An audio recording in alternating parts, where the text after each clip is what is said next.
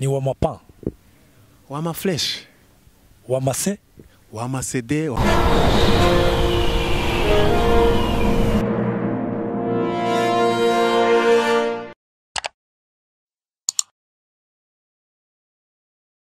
Ikaze.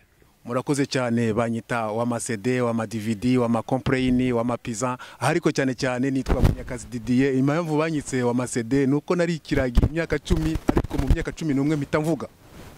Cyo ni gitangaza cy'Imana. Wabaye ikiragi? Nabaye ikiragi imyaka 11 nize P1 mu mwaka wa mbere primaire nifite imyaka 13 abana banyita tonto. Inka ya gitare. None amazina wabasubiramo abakurikirana kuri Baho TV kugira ngo twumve amazina neza. Izina ngo ninde?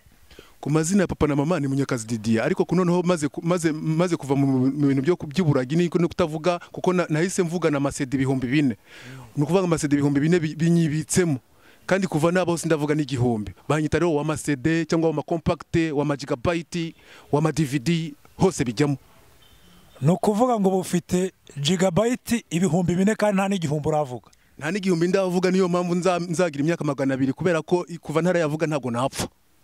Inka ya gitare. Akana agashya bakurikirana kuri Baho TV. Nubwa mbere numvise umuntu umeze utyo ngo ni wa gigabyte. Ni wa gigabyte kubera ko iyo mvuze sinceceka. Ubu ni no stop. Ni no stop until morning. Monday to Sunday. Monday to Sunday nguhereza nkongera nkusunika. Nta stop irimo. Nta stop irimo kuko ndasunika ntibasunike. Izina rizwi muri ayo yose nirihe bakuzeho cyane.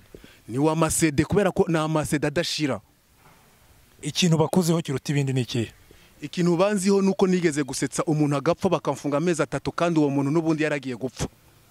Nuko ngo umuntu yaragiye gupfa uramusetsa arapfa apfa seka.